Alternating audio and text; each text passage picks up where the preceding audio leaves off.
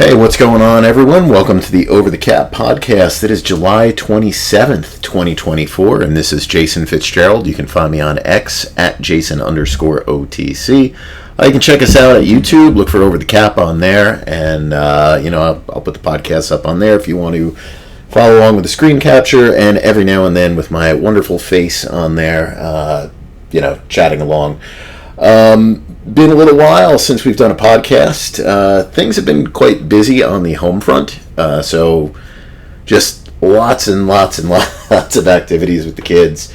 My daughter had her nationals dance competitions. We were away for that for a while. Then we started some basketball, and now we're starting football, and dance is still going on. That seems to be a never-ending thing.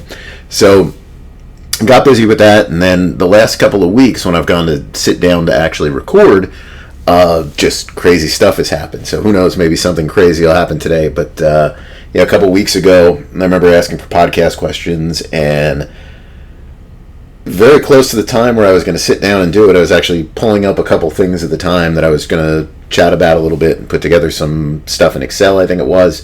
And then you hear that somebody took a shot at Trump.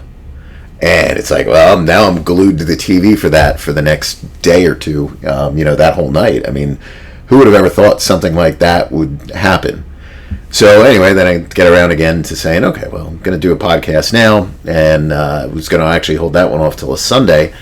And that was the day that President Biden drops out of the race. It's like, well, I could maybe do a podcast, but I kind of really want to watch this. I want to see what is exactly going on here. So it was just world events going on too that just kind of got in the way of it, and I was pretty interested in that. And then there's just not a lot of time otherwise. So anyway, I'm here tonight unless I hear something crazy happen on the news, in which case we'll be cutting this one short.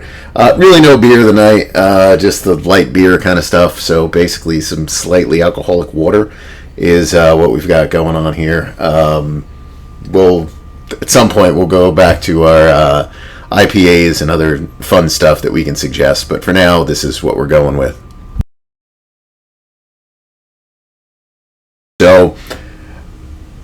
So much big news has come down. Started training camps, and it's just been contract extensions, contract holdouts, just so many different things. And I didn't even think we were going to get the details, but Pro Football Talk got the details on the quarterback contract. So that's definitely where we'll start tonight, is going over those two deals that came in, Tua and Jordan Love. Jordan Love being the bigger of the two. Love's contract is really impressive. That one is I can't think of another turnaround from a player in one season that would be the equivalent of what Jordan Love accomplished from last year to this year. So last year, around late April, early May, Packers were more or less ready to decline his option. They end up signing a 1-year contract that was $13.5, I think it was, with some added incentives. They could bring it back up to the option value, but those are pretty high-level incentives. He did earn some of the escalators, so that did bump it from a $113.5 to, I think it was like a $117, maybe, somewhere in that range. But you kind of get the idea. To go from that to $55 million, and arguably the strongest contract in the NFL, depending on how you value the years on it. Just an amazing turnaround. Daniel Jones the other year, that was obviously a big turnaround as well. You've gone from the pure option decline to the $40 million level. To me, this is a whole different standard. And they really did a great job, I think, with negotiating a deal here with the Packers that really gives Love a lot of leverage and just a lot of benefits overall for someone that has essentially a half a year history. And before getting into the Jordan Love thing, this is just it's a issue with the NFL. there is no backbone when dealing with the quarterback contracts. And it's the one thing that worries me. A couple of weeks ago, months ago maybe, you started hearing owners rumbling, and I think this was during the Trevor Lawrence when those numbers came out, rumbling that we need to put a cap on quarterback contracts. No, you don't need to put a cap on anybody. I hate that with the NBA, that there's salary caps, max levels that players can earn. There should never, ever be anything like that. But you need to talk with your contract guys, talk with your general managers if you're upset about this stuff, and lay this out that you've got to do a better job when dealing with your quarterbacks. That goes for every single team in the league. And the only thing that worries me about that is when these kind of things happen and you have a couple of owners take notice, and it's not just going to be the owners that have the low-price quarterbacks and are like, oh, I can't believe when I have to sign C.J. Stroud to an extension, it's going to cost me $70 million a year. No, it's not that. It's going to be all these people that through the years have regretted these contract decisions. It's going to be the Denver Broncos regretting Russell Wilson. It's going to be teams like the Green Bay Packers regretting the Aaron Rodgers stuff that they did.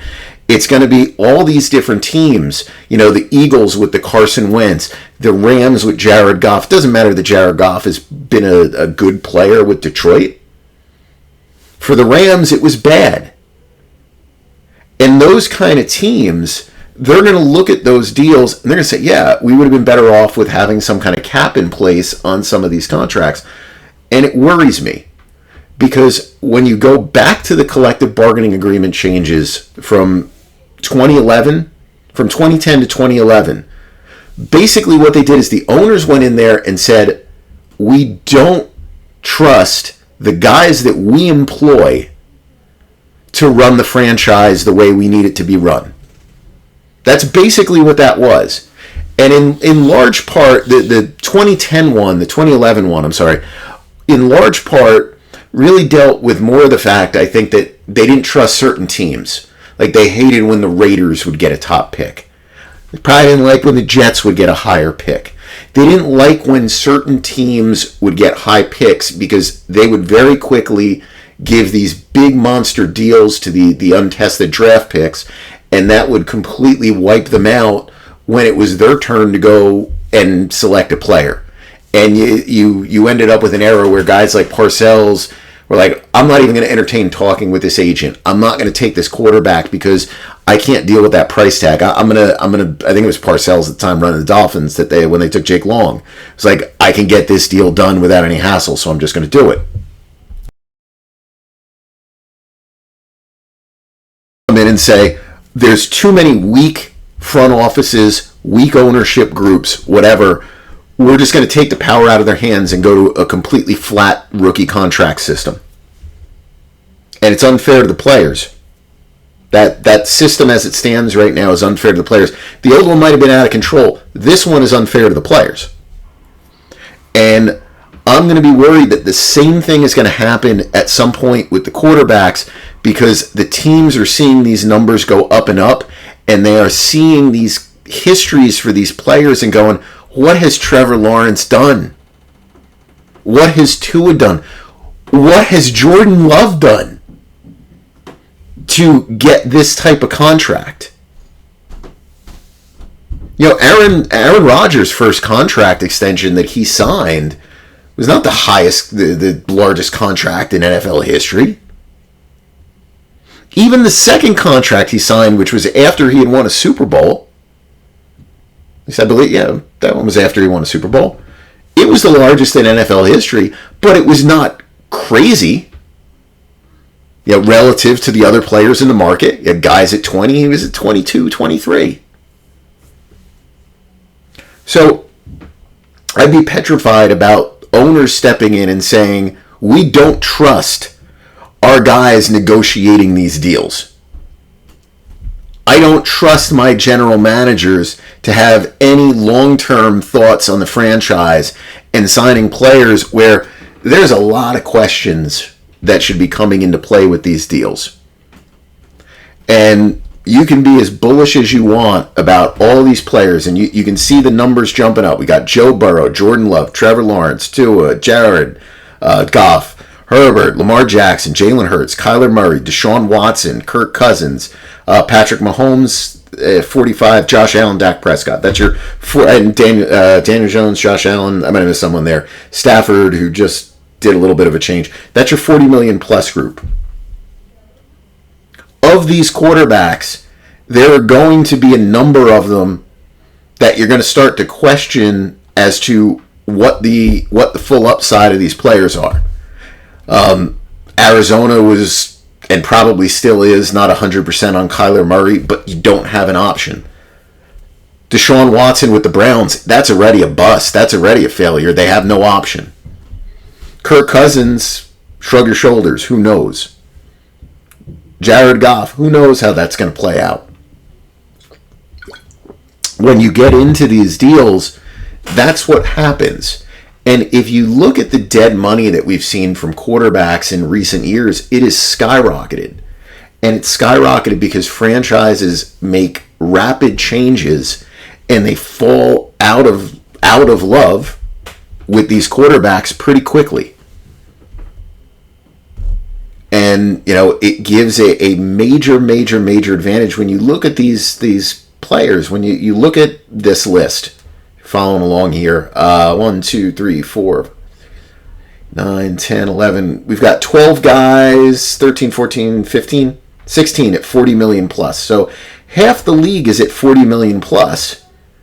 You got a couple of guys in the middle, Derek Carr, Aaron Rodgers, Baker Mayfield, Geno Smith. Then everybody else is under 12. Most are under 10. It does give a big competitive advantage of sorts, to the teams that have those low-priced quarterbacks. Anyway, I'm just worried about where something like that could be headed in a new CBA down the line at some point. A little worried about that. Back to Jordan Love. This contract is terrific, for him. You look at these numbers here, and so this is cash flows on this one. So new money, he's at $68 million this year. That trails Joe Burrow at 76, blows away Trevor Lawrence at 45. He's basically equal with Lawrence through year one. Lawrence is going to be at 82.6. Jordan Love's at 81. Burrow's at 111. That he's still kind of, in my mind, the standard bearer here. We've got 132 through year two, 124 for Trevor Lawrence. We've got 175 through year three, as he really comes right in between the two. We've got Lawrence at 170. We've got Burrow at 184. Year four, he's kind of even again with Lawrence. He's at 220. Lawrence is at 221. Burrow's at 224. Now, he's going to get to be a free agent after that. So, that's obviously a big advantage. Now, you can argue, Burrow's got a lot more money up front. Burrow's a couple million ahead of him on that back end, and then it's just a question of where things go. Now, in terms of age, there's no comparison. Jordan Love is a lot younger. Jordan Love has a much higher ceiling in terms of earning potential over his career from this point forward than Joe Burrow. When we're looking at our post-rookie stuff, Burrow's rookie contract is bigger than Love's. That's something that he's got to overcome. But when it comes to the other stuff, that's pretty good. There are some per game bonuses in here. That's a negative. You don't like to see that for a player. Kind of is what it is. Guarantee packages on this, pretty solid. It's a 4-year deal. So you're looking at a guarantee per year at about $40 million a year. That's right in line with Trevor Lawrence, a little below Burrow. Guarantee package on this one, and I've got the other two that we're going to talk about here too, but I'll look at those later. Let's just look at Love, Burrow, and Lawrence, and you can see through year zero when we look at our new money on this. This is our new money numbers that are here. Now, there are going to be some discrepancies. Some are going to look at this and say, well, Love's full salary this year was not totally guaranteed. I think he had a 5.5 guarantee on, like a 10.5 salary, I think it was. 10.5. 10.5, yeah. But it's semantics. Like, it doesn't matter. Like, he was going to earn that money no matter what. He's not getting cut. So, it's functionally guaranteed. So they're committing 90.3. That's a little bit lower than the other two. By the next year, he's going to surpass Lawrence. Love will have about $130 million of his contract guaranteed. Burrow at the same point in time will have 146.7. Lawrence will be at 122. But then this is where there's a little shift. Love ends up at about 150, a little below that, 149.8. The other two guys are at 165 and 168 respectively. That's the end for Lawrence. Burrow gets one more year guarantees that gets to 183. So those are the trade-offs between kind of a 4-year deal and a 5-year deal. But, again, I would look at this and say Burrow's got the better guarantee package. I would put Love's guarantee package... I think all things considered, when you're talking about the 4-year versus the 5, I think this is a fair trade-off for Love to end up running below Lawrence in terms of what's protected in the contract. So I think that one is a fair trade-off. My opinion on that one. But, it's a strong contract for him. From a cap perspective, based on the reports, his deal should look like this here, about a $2 million cap charge. I'm sorry, that's wrong. That's a mistake that's there. I gotta fix that. Let me actually fix that right now. Give me a second. Okay, it should be fixed now. Yeah, so we've got $20 million cap number. I'm not sure what happened there. I think we forgot to add a zero when throwing that in. So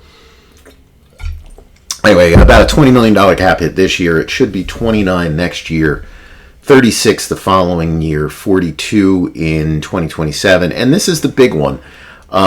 So that number should hit 74.2 if they exercise all these different options that they have in the contract, and that's a big number. Those are the kind of cap numbers that facilitate extensions. They're also the kind of cap numbers that play a big role in terms of the ability to use a franchise tag the next year. I'm assuming he has a no trade clause, but probably doesn't have a no franchise tag designation. But I don't know that for certain. So I'm going on that assumption. But the 74.2, that puts his franchise tag number at 20% higher than the 74.2 minus 500,000 workout bonus. So that's a very big number. So I think that gives a lot of push to basically say that this is a 3-year contract, and then that extension comes, I'm assuming in year 4 is when that would be. And again, that's all based on his performance equaling what he did over these last couple of years. So, these last couple of games, not last couple of years. So I think that's a terrific one. So, if you were grading contracts on a 1 through 10, this is a 10 for Jordan Love. I don't know the purpose of this, for Green Bay. These kind of numbers, and you look at the market for quarterbacks and you see what's coming. Like that's the other thing that I just don't get. It's like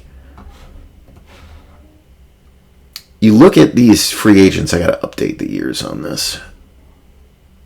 But if we go to our unrestricted free agent quarterbacks in 2025, and we look at this list: Zach Wilson, Trey Lance, Jacoby Brissett. Let me see. Let me go by snaps. Russell Wilson, Justin Fields, Mac Jones, Jimmy Garoppolo. Jimmy Garoppolo is an example of a player that had no contract history that got top, or no play history, got a top contract.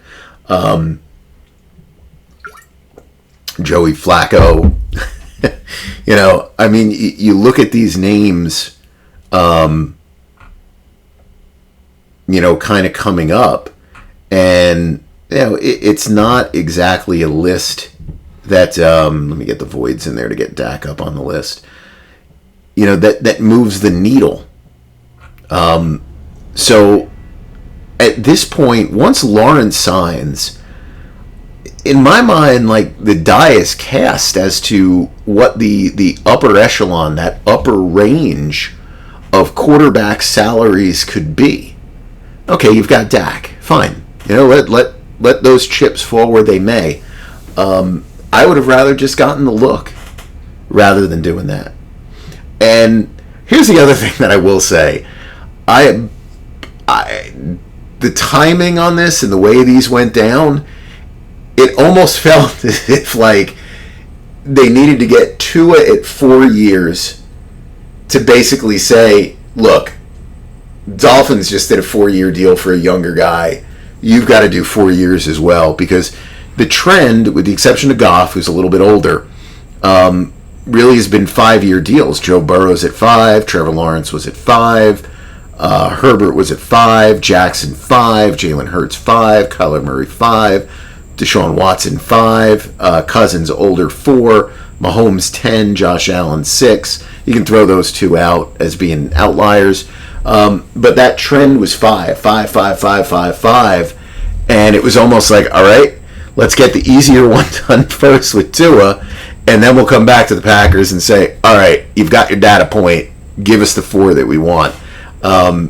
If that's how it went down, and probably didn't, but, if something like that happened, like that's pretty bad. Again, I don't know why, if you're Green Bay, you're not pushing on the 5 years. If you're bullish that this guy is your guy at 55, get that 5th year. Same thing goes with Miami with Tua. So the Tua deal, let's pull his contract up. Now, there's a little bit unknown, I think, in the way the cap numbers are going to work out here. He has a very large roster bonus that is due in 2025. It's fully guaranteed. I don't know if that is going to be prorated or not going to be prorated. My assumption is it's going to be prorated because Miami has been a team in the past when they've used fully guaranteed workout bonuses. They do actually fully guarantee them at signing, which causes them to prorate as if they were a signing bonus. There are other teams that get around those little kind of cap rules by putting, basically they put dates on there where you're never going to cut the player before it. You get a full guarantee 5 days after the contract is signed, but that prevents that bonus from actually prorating over 5 years. So I'm assuming that they're prorating it. I don't know it 100% for certain. That's what they're doing. So the cap numbers that you see for him that we have down right now, 1439, 6850, and 63, those are a little bit iffier. As to where those are. They may be a little lower, they may be a little higher. Mainly it would be next year's would be higher, leading to a restructure. And then some of the other years would be lower, at least right now. So that's those two players. Let's pull up his comparison here. And, obviously this contract was very clearly pegged to Jared Goff. And, you can see here. So he's at 212.4. Goff is at 212. So that brings you basically even. You look at the guarantees, Goff was at 170, he's at 167. Full guarantee, Goff got 113, he got 93. New guarantee, Tua is at 144, Goff was at 142. So, they work out very, very, very close. Some of the little guarantee discrepancies that might be there are actually somewhat offset, I believe, by a timing of a roster bonus that moves certain things into his favor when it comes to that. If he gets to those points, it's like non-guaranteed money that's kind of functionally guaranteed that during that year. We get into just some small things, that are a little different here. Tua does have to get the per game bonus at the 1.4% of the total value. Again, it's not a huge number, but it's just it's a minor thing, I think, that you look at there. When we look at the cash flow breakdown on this deal, Tua doesn't get the big raise this year, but the way Jared Goff did, Jared Goff got a monster raise. But through year one, Tua will have earned 71. Goff is at 70. Through year two, it's 126 for Tua, 125 for Goff. Year three, they actually flip the other way if we have the numbers correct. So it's 163 for Tua, 165 for Goff. Year four, they flip back. Tua goes to the 212.4 and 212 flat for Goff. So you can see the give and take on these two deals here. Again, I would lean Goff on this one, just because I think that that big money up front is meaningful. The year three flip could be meaningful as well. If we look at the guarantee structure for them, so if you're following along, you can see how different these contracts are than Love and those guys. But Tua gets $70 million new at signing. Goff was at 85. Through year one, Tua will surpass him, 124 to 120. It'll be 141 to 138, and then 144 to 142 in the final year. Both of them have, in the third year of the deal, both of them have minor guarantees that kick in. It's $3 million for Tua, $4 million for Goff. So very clearly, everything on this deal was built off of the Goff deal, with the exception of Goff getting a lot more money in the extension year. That's really the major difference. So if you look at these two, it's a little bit of give and a take with who you want to go with. I would go with the big money up front and say, it's probably a little better than being $1 million over here, $1 million over there, and then seeing things flip. But I think you could argue either way. And Goff has probably more of a history than Tua. Younger guys should always earn more than older guys. But, I mean, this is a terrific contract for him, because I would have put him in a class lower than this.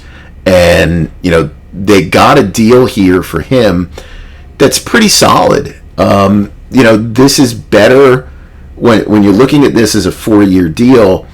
In my mind, at least, this is better than the Daniel Jones deal. They didn't have to take the Daniel Jones kind of structure, which, in Daniel Jones's case, and obviously the numbers are very different, but, Jones's contract doesn't fit the typical quarterback mold, in the sense that he basically gets 2 years guaranteed, and then when you get into the third year of the deal, it's more like, okay, he has to get to the third year to actually lock in those guarantees. Tua did get rolling guarantees. They might not be as strong as, say, the Burrows, the Lawrence, the Loves, and some of these other players, but, it's still pretty solid in the sense that he gets partial guarantees, at least on some of these future years. And I didn't know if they would go there. I thought the Dolphins would really fight on that. And, to some extent they did, but, Tua's pretty well protected. And, I just think that's a, that's a good job for him to get that kind of deal. I think so, at least. And the same criticism for the 4 to 5 years. If you're this bullish on the player, go to 5. You're better off getting that 5th year and having more of a push on doing that extension and everything else. If you have that question mark on that player, you shouldn't be at a salary over $50 million a year. You just shouldn't. So I think that while this doesn't meet the same standards as some of the other players when it comes to the full guarantee package, if we look at the total on this, where's Tua? Tua right here at 167. He's below Jalen Hurts at 179. Now, and again, these are 5-year deals, but when you look at these rolling structures on some of these guys, it's basically cut protection in the sense that many of them will earn almost an extra year's salary if they get cut. So it really bumps the annual value up. He doesn't get as much of that bump, but he is not at the Daniel Jones level, where the Daniel Jones deal is much more of a traditional, what you would see kind of contract at any other position.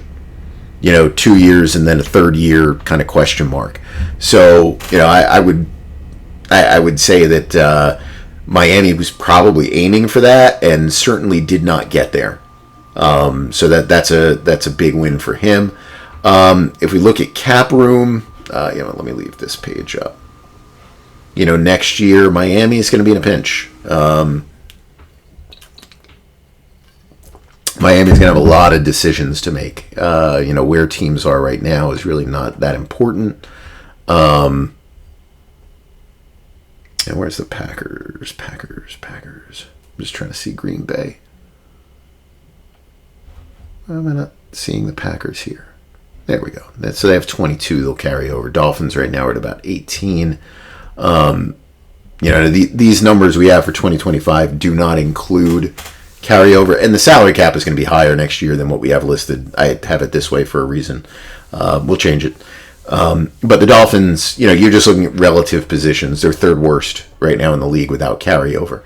Maybe with the carryover they'll be a little bit better, but they're not going to be in a great position. So they're going to have to make some decisions with some players and figure some things out. Packers, on the other hand, should be in a pretty good spot because they have a lot of guys that are still on reasonable contracts. They're basically midway through the league, and they have the quarterback under contract. So that's a good place for them to be with that. So that was the biggest story of the last 2 days.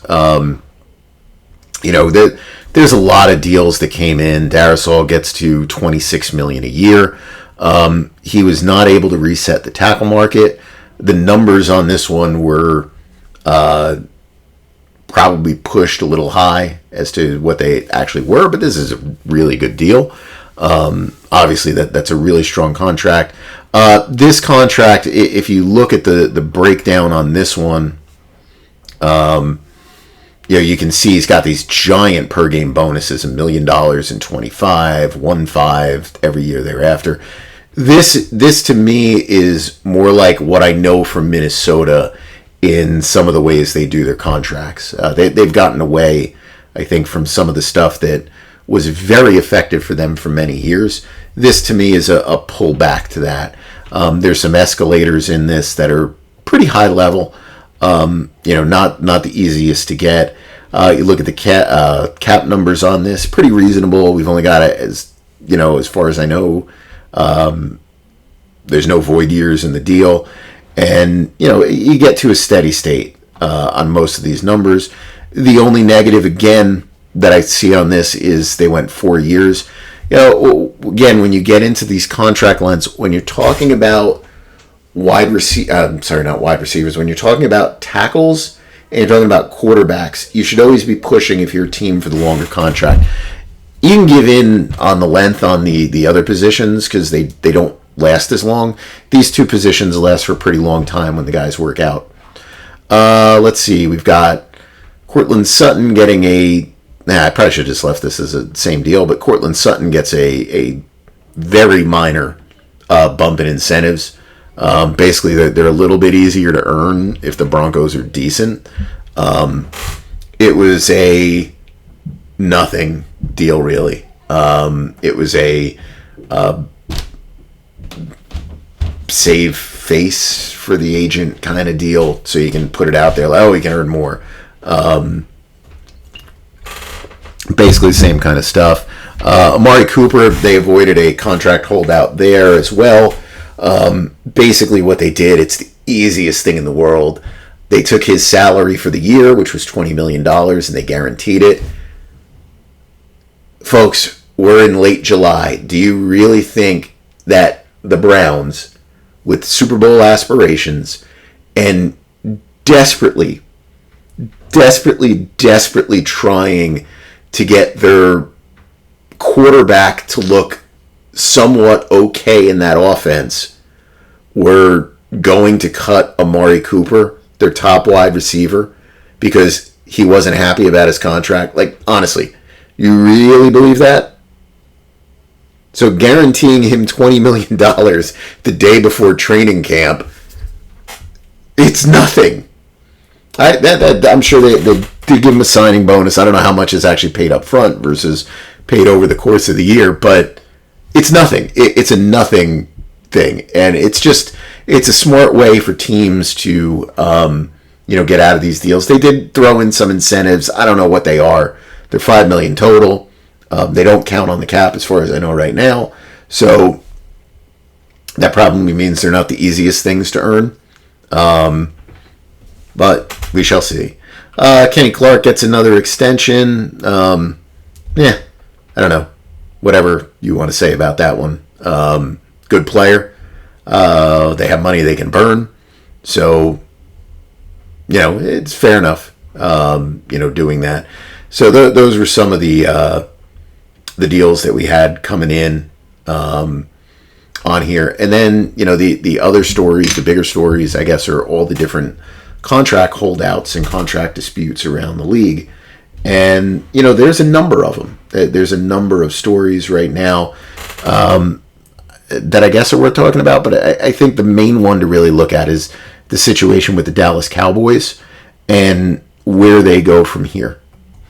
So Dallas is really interesting because they have, a number of good players on that team, all coming due looking for new contracts.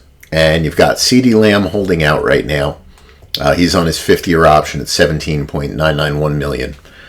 You have Dak Prescott in the final year of his contract as well. And then you've got Micah Parsons, who, you're not in a push for a deal at the moment. He's, third year right now? After third, he's eligible. He's in his 4th, but I don't think there's been as much of a push from him, to where it's almost like, well, I got to get a deal done. And, Dallas sometimes, Dallas's front office is not bad.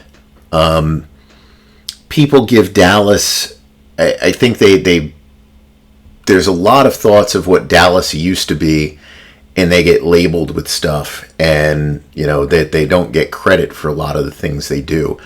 Dallas drafts and develops pretty well. They have done some bad contracts, but they've done some pretty good ones too. Their bigger problem, and I wouldn't even say it's with managing the cap so much. Their bigger problem is they wait too long, and then they end up kind of caving in on certain deals. A lot of that, I think, is the owner. But that's what happens. But Dallas has come under a lot of criticism because they don't go into free agency. They very rarely do that. They've stayed away from it, and they don't maximize sometimes, I think, their chances of winning because of that. They've maintained a very, very low payroll, for the last couple of years, which is kind of odd. They're a big team in the league. Their local revenues should be gigantic. You would think that they should be in a position similar to like the Eagles that just spend. I'm not saying they have to be as aggressive as the Eagles, but more in a position to be able to do certain things. And Dallas has been very cautious with a lot of the things that they've done. But I hate when Stephen Jones goes out there and more or less cries either cash poor or cap poor. I'm not sure what that was the other day. He's done this before, but This one was basically that, the Vikings don't have to pay a quarterback, we do. And that changes everything. And that's true, it does. But when you look at the teams around the league, and it's what I did the other day, when you look at big contracts that are on those teams, there are teams that have multiple high-price deals at these positions. Whether they have a quarterback under contract or even if they don't, just the amount of money that's tied into a handful of players, they do have those big numbers. And if you're worried about the cap situation, well, you don't have anyone to blame but yourself for that. Because you waited on some of these deals and you pushed on the wrong things like your Ezekiel Elliott's of the world, and you had to pay a salary cap price because of that. So cap issues, that's your own doing. And you can undo them very quickly with contract extensions. So, I get annoyed with that when you hear those kind of things. And I think it's the kind of stuff that 10 years ago, 15 years ago probably would have worked. The understanding of the contracts around the league, the understanding of the way the salary cap worked around the league, I don't think was that good. I think there was still this feeling that the salary cap is a lot of voodoo. There's a lot of things, nobody understands it. Only a handful of people understand what it is. I don't think that's the case anymore. I'll give myself a little pat on the back and the self high five there for, I think, helping in that regard a little bit at least. But I think that fans, media, are way more sophisticated now than they were back then to be able to say, it's pretty hard if you got to pay a quarterback. And then when you pull up other numbers, it's like you can pull that stuff up, and it makes it harder to really, accept what he's saying. Now, he was trying then later, I think, to kind of walk it back a little bit and say, well, we've got this Sunday ticket thing hanging over us, and I don't know what that'll do to the cap. It really shouldn't do anything to the cap unless they have an agreement then with the Players Association, which Players Association probably shouldn't do. But I would think the impact of that would be more that teams are looking to spend less because they think it's just going to cost them, so much money that might be going out in this lawsuit that's there. So we have a visitor here. It's my daughter here. Megan, you want to say hello? Yeah. This is Dancer Megan. You can follow her on Instagram, right? What's your Instagram handle? I'm sure she's got 5 followers if you want to see some pictures of her dancing. Yeah, _ Megan 1. Dancer _ Megan 1. All right, so we're giving Megan some 254 followers. 254 followers. So maybe someone will want to be 255, right, Megan? Yeah. Okay, there you go. If anyone has been a really, really long listener to these podcasts, when back in the day I would occasionally do them and then went on a hiatus for a while, Megan was probably a good 6 years old, and she would occasionally show up when we'd be talking to Bryce or something like that with a couple of hellos. So Megan is all grown up now compared to that. But so that's another Megan guest appearance. Okay, got anything else, Megan, to add on this? No. Do you know anything about football? I know that everybody that's football is in their training camps currently. There we go. And who are your favorite football players? I don't know. I like teams. You like teams. Who's your favorite team? The Cowboys. The Cowboys. Okay. I thought it was the Chiefs. No. I thought you liked the Kelseys. Well, he annoys me sometimes. He annoys you sometimes. Okay. He acts like a big baby. Which one? Travis Kelce. Oh. There must be fighting going on with Taylor Swift or something that I'm unaware of. No. He just acts like a baby sometimes. All right. So there you go. You've got it from Megan. When that interaction with Andy Reid. Mm-hmm. Oh, you didn't like that. Okay. She's talking about the Super Bowl when he threw his helmet or whatever. I think that was Super Bowl, right? I think so. Yeah. I'm not sure what else you would have been watching. They would yell at you. Yes. In the dance world, you would get yelled at. The judges would be very angry in the dance world. Okay. Goodbye, Megan. Thank you for your guest appearance here. Thanks. Okay. Bye, Megan. All right. Anyway, back to the Cowboys here. We have 20 days until Disney. Very good, Megan. 20 days until we go to Disney. So Will we make podcasts there? there we go. No, we're not going to make a podcast in Disney. I barely do them at home, so I'm pretty positive I'm not going to be able to do one in Disney. But if anyone really wants to hear it, I can try to do a podcast from Disney when we're there. Okay, bye now, There's Megan. so many spiders in here. Because I am recording in the basement, so we got a couple of spiders. So okay, goodbye, Megan. Killed them. I hate them. There we go. Guest appearance, dancer, Megan. Bye, Why are Megan. there a bunch of keyboard tiles on the floor? That's your brother. And there's like 50,000 boxes.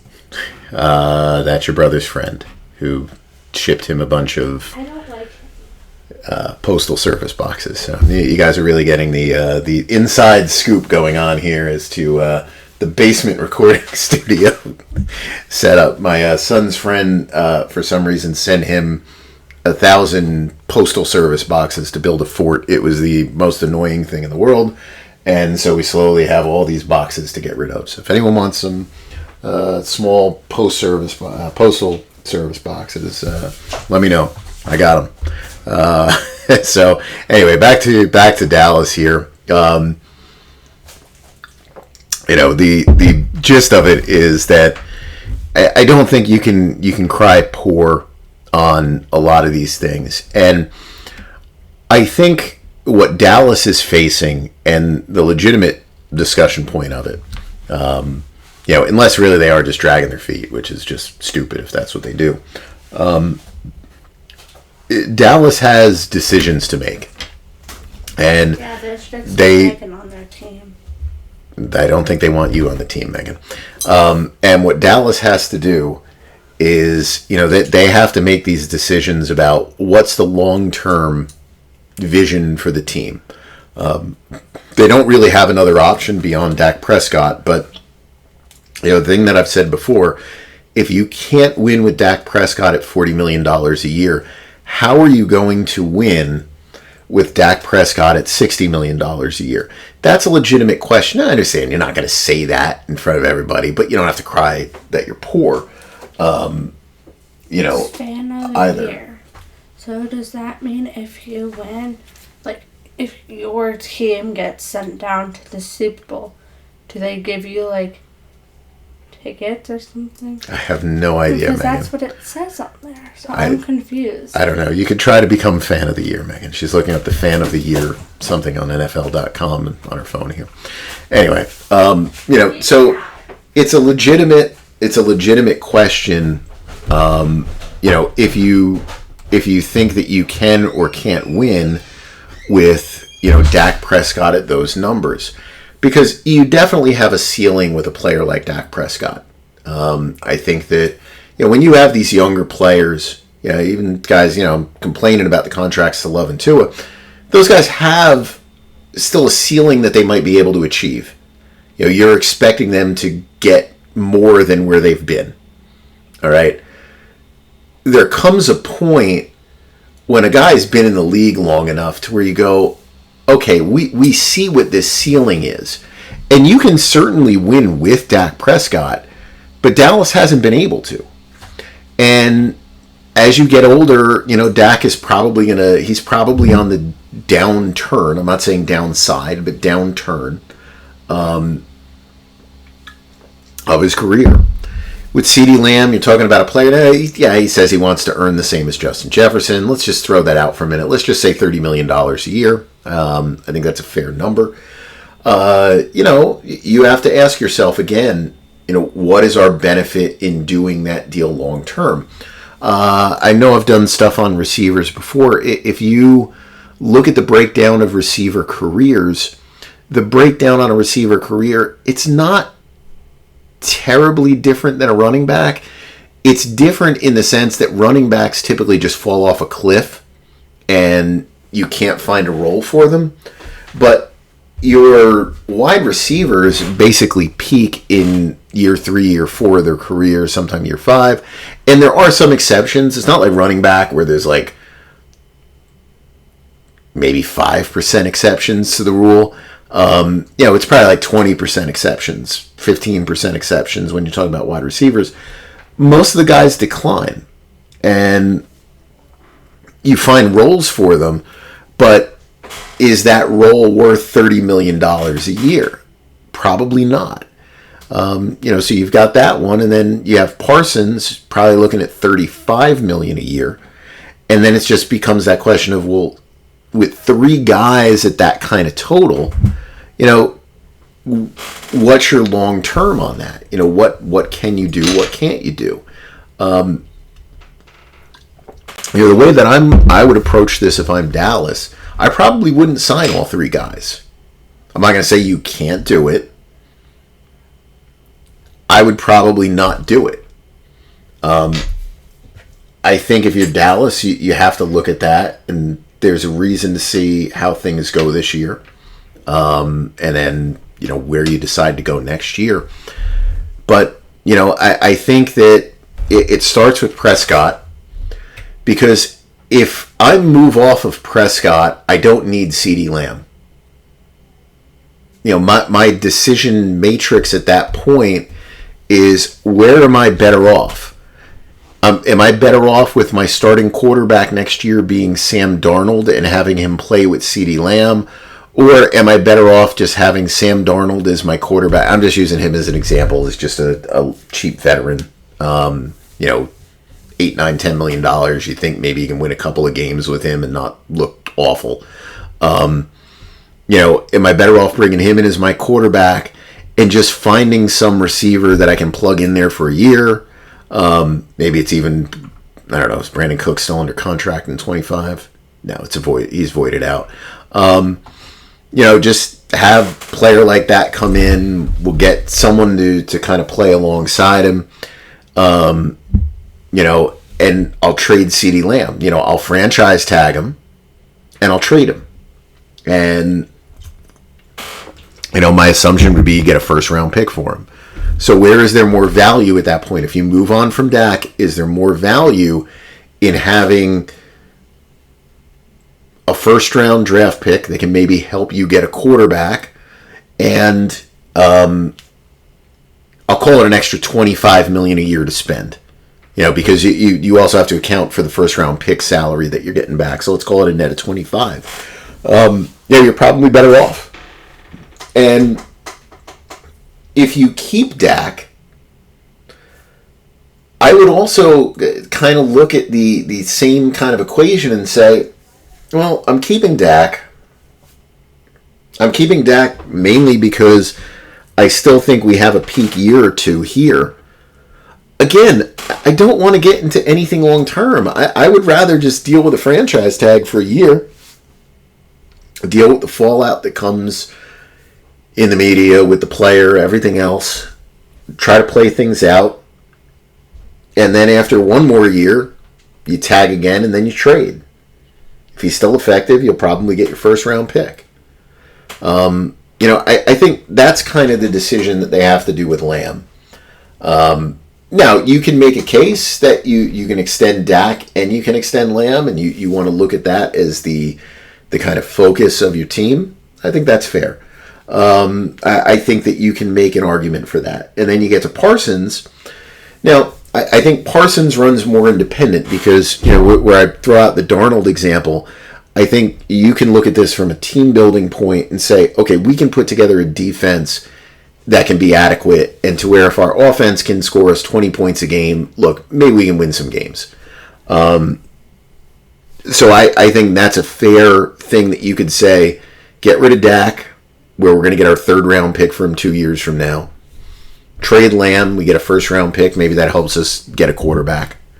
And try to build a good defense with Parsons, because that position is pretty effective usually for a good 3 to 4 years. You could do that. You could pair Dak and Parsons. I think that's fair as well. I think the question you have to ask yourself is, if you keep Dak and if you keep CeeDee Lamb, is your team better off at that point with Parsons, or are you better off with saving yourself $35 million a year, getting back 2 first-round picks for him, because that's what you get back for him. So let's, again, that's probably a net gain of $25 million in cap space, plus 2 first-round picks.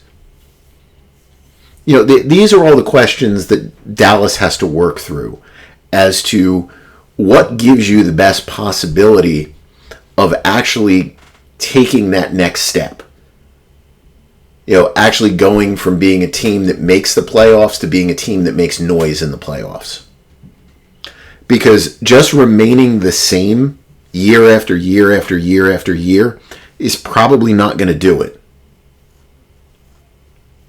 So, they have to look at those couple of players they have and go through what the value is in trading them, what the value is in having that extra cap room by trading those players, or the extra budget if the budget's a concern for them. In the ways that you can build a team. But I can't see a scenario where you get rid of Dak and you keep CeeDee Lamb. It just doesn't make sense, because they don't have a quarterback waiting in the wings. By the time you get that quarterback and that quarterback is going to be effective, he's probably going to diminish. And even if you think you can get one more peak year out of him and you've moved on from Prescott and you're bringing in Darnold, I don't envision that as being a high probability chance of really going anywhere.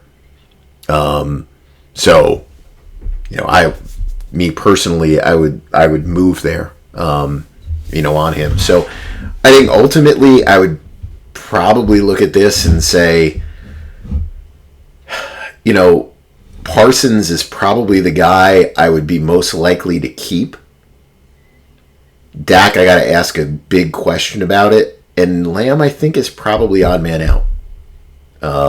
If you were just taking a whole look at it. Now, Dallas has caved in on these holdouts before.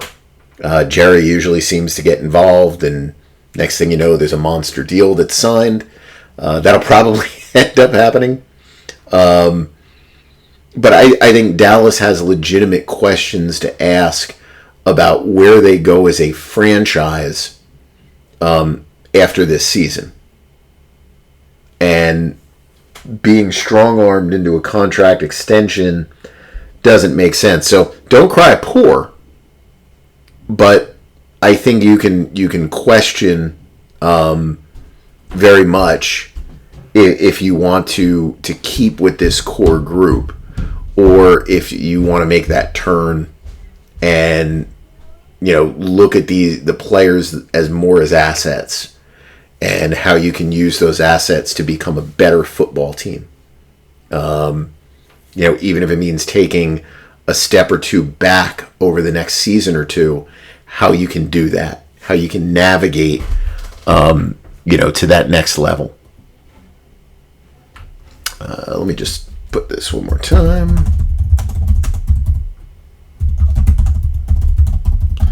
Let's call for podcast questions. Put that there because we'll get to that in a minute. Other big holdout that's really going on right now, you've got 2 going on in San Francisco. So we have a hold-in with Brandon Ayuk. That's the more common one that you see. The guys don't want to practice. At some point they're probably going to have to, but his salary this year, which would be at risk if he held out, not the whole salary, but you get fined or can get fined. I think it's either $40,000 or $50,000. It's like $40,000 to $50,000 a day. It's pretty hefty. And every time a preseason game passes, in Ayuk's case, he would be fined $790,000, or $785,000. So it's pretty expensive, and this year's salary is bigger than his entire rookie contract. So it would make sense for him to hold in this case. And then you've got Trent Williams. We have him listed as suspended. I don't have a did not report section, so usually I just click them on suspended, like they're suspended by the team, basically. No, the did not report list, so you lose those cap numbers there. In Ayuk's case, I think it's just he's just in a position where San Francisco probably looks at this as it's kind of plug and play. He doesn't have the... I think he's a better receiver than Deebo Samuel. I think he's going to be more reliable, more consistent. But in the NFL, sometimes really what you're looking for is not necessarily consistency. It's the ability to have these couple of games where you do hit a real high point. And Deebo Samuel can do that. Like, you can throw him in a running game, and occasionally he just has like a real explosive play. There's times when he's on the field where defense got to change what they do, because if he's having a day, he's explosive, and he is having a day. And I don't know if Ayuk has that kind of upside that Deebo has. Look, San Francisco's salary cap situation is not great, and that's with a quarterback making nothing. And that quarterback by next year is going to be looking to make $60 million a year. And that changes the equation dramatically for you as a team. It makes it a lot harder, to keep all these players. And again, where you're talking about odd man out, he might be that guy. Can you afford when you've got... let me look at San Francisco's team here. When you've got right now in San Francisco, now not that all of these are, deals that you're locked into, but let's say that you've got Purdy at, let's just even say 57, Bosa at 34, Deebo at 24, Trent Williams at 23, Hargrave at 21, Warner at 19, McCaffrey 19, Kittle 15, Ward 13. Can you add another guy at 30? I don't know about that. Especially when you're locked into these guys for at least one more season because of the way you're structured. This isn't that different than Dallas, except you're already locked in on 1, 2, 3, 4, 5, 6, 7 contracts at 15 plus. You'd be at 9. Dallas right now at 15 plus would be 1, 2, 3, 4, 6. If you extended those two, Dak would still be, at a number that's there. So, I think that's a very hard hill to climb. So I don't know what'll happen there. That's when maybe they get worked out. Maybe they don't. I'm not sure. And then you got Trent Williams. Now, the Williams holdout, this to me is a holdout that's about next year.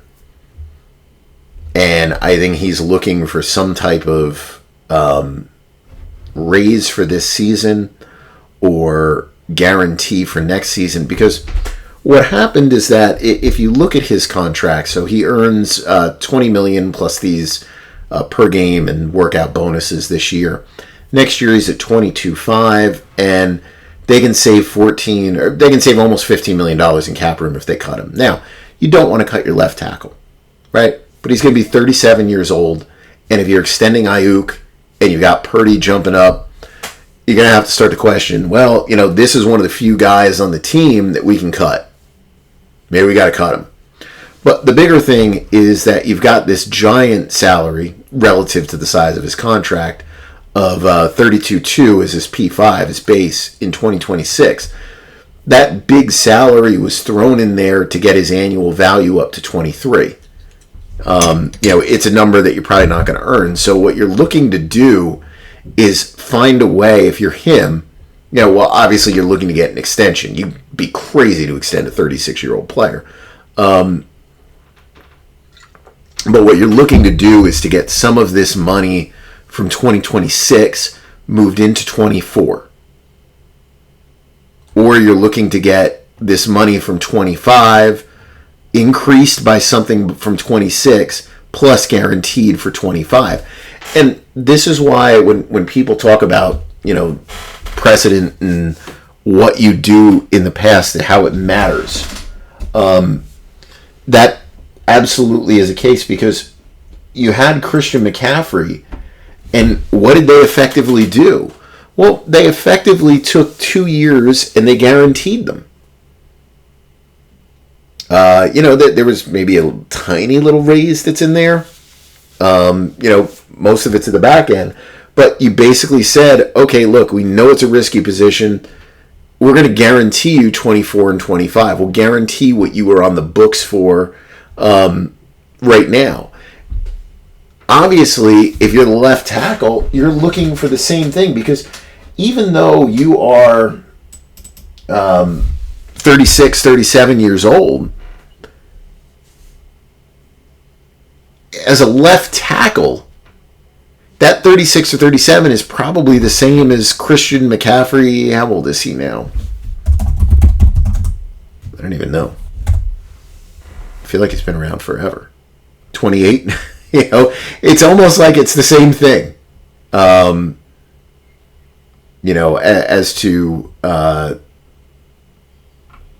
what he has, in this. He got an $8 million raise, it looks like. So, I'm just saying, sorry, I'm just looking up something over here on my other computer. Just look this up. So I think that San Francisco, in a sense, probably shot themselves in the foot a little bit, based on doing the McCaffrey deal and then probably opening this up to where Williams is looking for something similar. So I think that's on them, and but this is a pretty big story as to what's going on, I think, in San Francisco. Jets, I'll just talk about them for a minute because they're my team, but, you can see I did a appearance for Joe Badlands for doing some of the Jet stuff. The Reddick thing, talked about this on the Ross Tucker one as well the other week. Jets just missed this. I don't know what the Jets saw. And apparently they're close now on some kind of restructured agreement. The Jets front office has been around too long to make what is essentially a rookie mistake here, trading for a guy without a contract in place that he's happy with. I don't care if you want to say, and this is a Jet smear campaign, Hassan Reddick lied. You've been around as a general manager for years now. You know full well, unless you've got something on a piece of paper, it's meaningless. Meaningless, and you know it. And to put that out there that, well, he lied, to try to make it like, the Jets really thought this was fine and were blindsided by it, come on. It's just ridiculous. And even if they come to this agreement, which I'm assuming gets them to like 19 for the year, I don't think they'll do a long term. Again, what was the point of going through this to where you miss, a couple of days of training camp and you have this whole distraction? I just don't get the purpose. Anyway, that's a little Jets thing. So let's go into questions here. So you have one email question. There might be some old ones, but I'm not going to look them up. This is from Timothy Miller. Whoops. I don't know what I just did there. Do you think the NFLPA would ever bargain for cap smoothing similar to the NBA's? Cap can't go up more than 10%, and if the money is there, rolled to the next year to give teams a better idea what to expect in terms of salary cap inflation.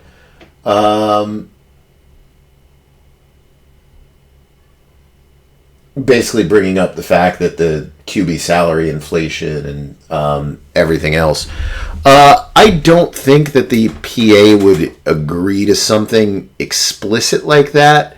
However, when they agreed in 2011 to change the formula for the cap calculation, for the most part, they opted into that. So while the cap right now looks like it's just kind of wild, that was all COVID related, and it's still all kind of COVID related. If you look at what the cap was like in the past, and the jumps that you would see, basically it was very haphazard. You get the cap would grow 5% one year, 3% the next year. You'd have a 3-year CBA. They'd get a new CBA done. It would grow 20%, or 15%, 17%, something like that. Then the next year it would be at 6. Then the next year it would be at 2. Then you'd get a 8. Then next thing you know, they've got a new CBA coming in, and it would be 19. You would see these jumps that would happen typically with a collective bargaining agreement coming in place. When they went to these 10-year deals, the NFL basically got the smoothing mechanism that they wanted. They got a set way to measure revenue that's in there. The NFL controls, for the most part, the way that revenue is going to come in. With the way the television contracts are and the way that they fluctuate over time, growing on a relatively linear basis. And you're locked in on the way that that's going to be valued relative to the CBA rules that are in place. So, they have that mechanism there. And if you look at the growth prior to COVID, it was rock steady.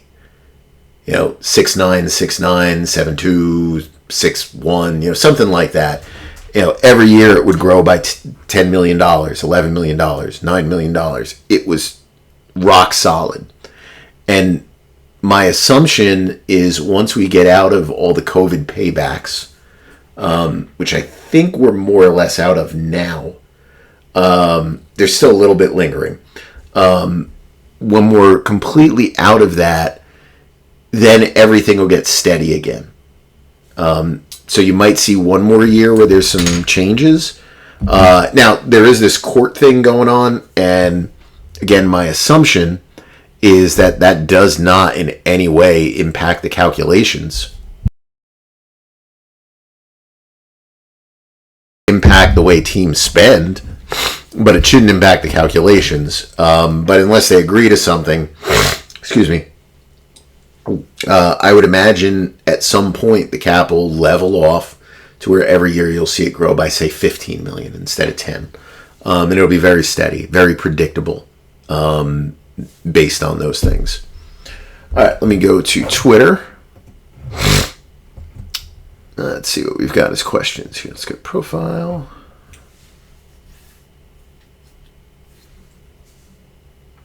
All right, let's see what we got. Connor, are the Jags going to get themselves in trouble with the cap by pushing so much of their new contract money in the future? What would it take for them to turn into today's Saints? The Saints are a whole different category. The Saints have refused to cut anyone. Jacksonville has not done that. So New Orleans' situation is basically like, we won't cut anybody. We need to keep signing people. And the way to do it is to just keep adding void years and pushing on the players until the contracts void out. And, that they kind of box themselves into a corner. Jacksonville has cut players. Jacksonville has been willing to move on from guys. So, the Saints are an old football team, getting older. And the only way they get out of the deals is when there's no other place to turn. So you never know. Teams can get in trouble. I wouldn't look at the Jaguars and say that they're managing their cap in any way, shape, or form like New Orleans right now. I wouldn't say that at all. Brian, I guess he asked this 2 weeks ago when I was going to record. Is Ryan Tannehill's career just over? Personally, think the Ravens should still sign him, but it hasn't happened yet. He said he's still unsigned 2 weeks later. Yeah, Ryan Tannehill's career could be done. Obviously, you could have very similar situation to Joe Flacco, sitting on the couch kind of deal, and somebody gets hurt. That's probably where he's at right now. But in the NFL, for the most part, if you don't get signed as a quarterback, I really think if you're not signed by April, unless you're a minimum salary guy, it's probably a longer shot to come back, at the start of training camp. Usually you're going to be more of an injury replacement kind of player. So I think that's probably where Tannehill is.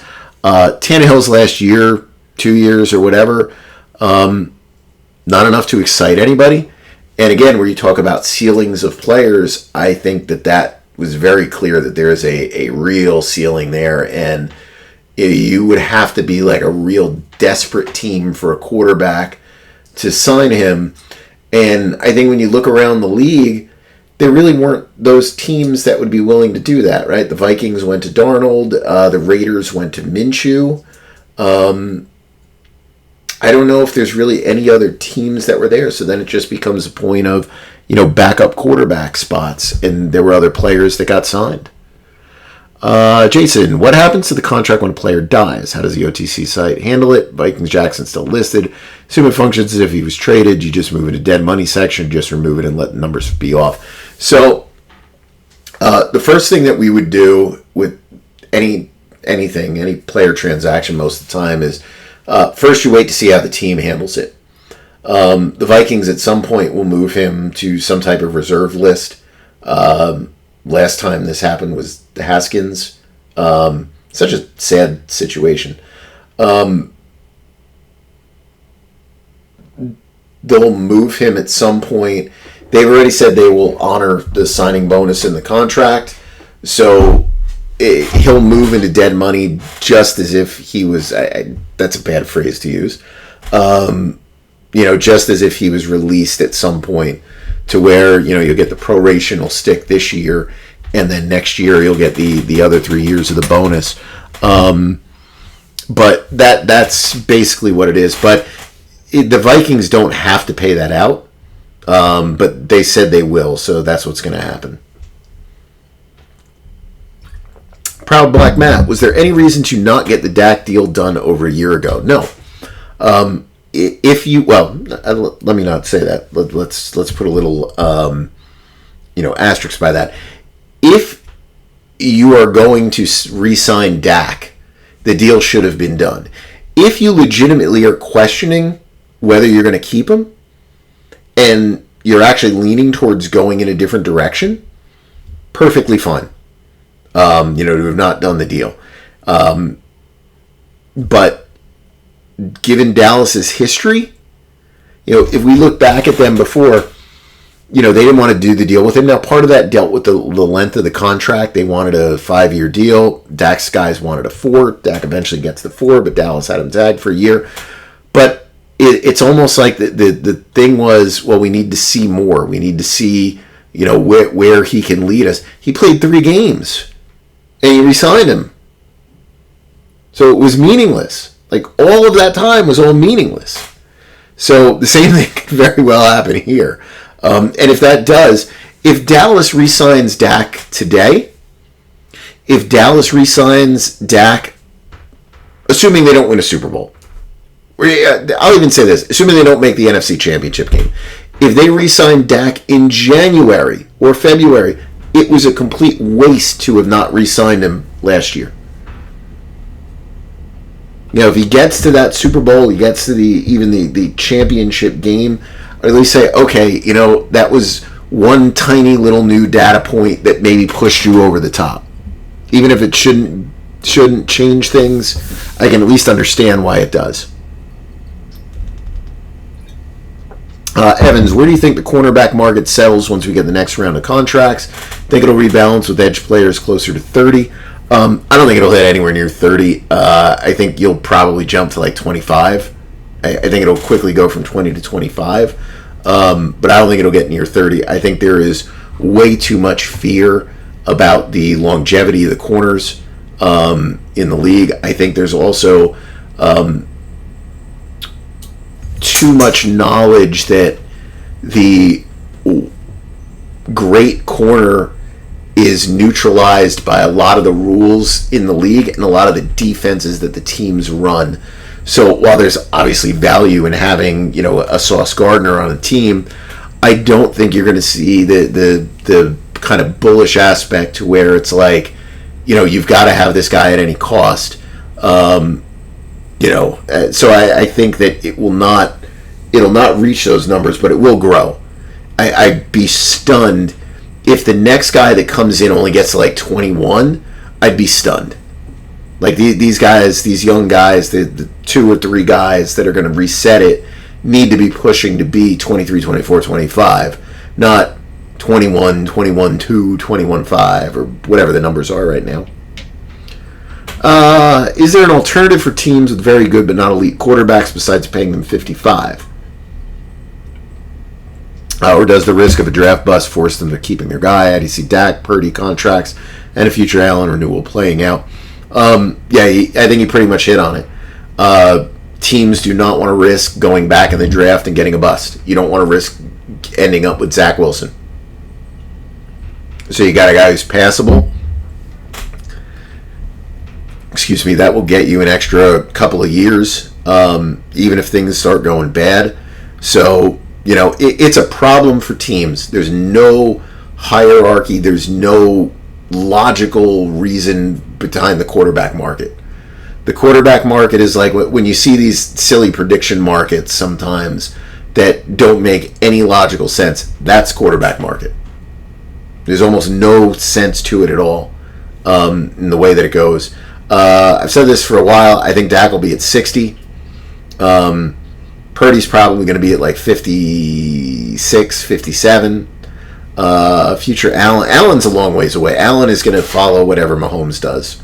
So I don't know what that'll be. Colin, is there an aspect or implication of the Fitzgerald-Spielberger trade value chart that only became apparent to you at a later time or in some way that you did not anticipate? I don't really think so. Like, I think we kind of knew what it was, and yeah, I think we explained it outright. Like, the one thing that I think people get confused with is when we'll tweet stuff out, that people start looking at it like you're an idiot, you're a moron, no NFL team does it. And it's never been something that is supposed to mimic what an NFL team does. It's supposed to put into, more into terms as to what is the likely outcome of a trade.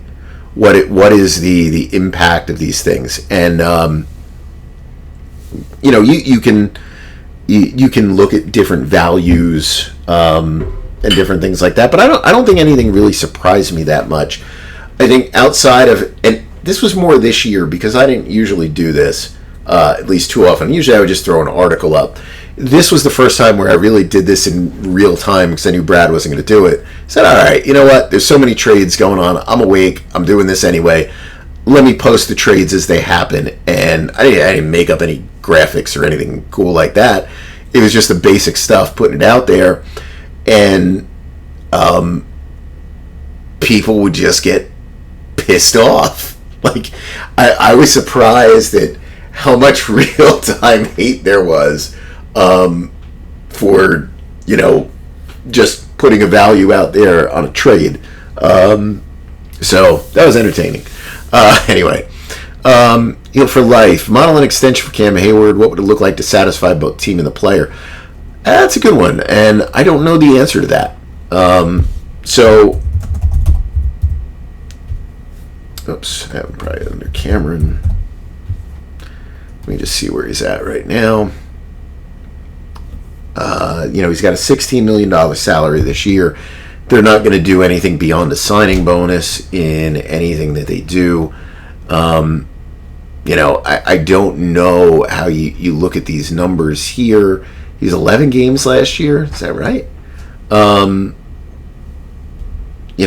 don't know if there's really something. I'm just looking at this. That would make that, if those numbers are right on the playing time, that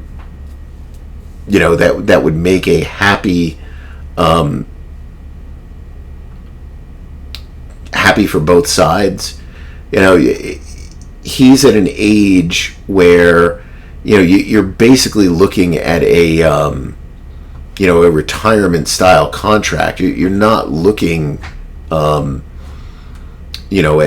anything that's like a like a big deal or anything like that. So I don't really know what that answer would be. I mean, a 1-year token extension of some sort, to make that work. I mean, you look at these players. I'm trying to find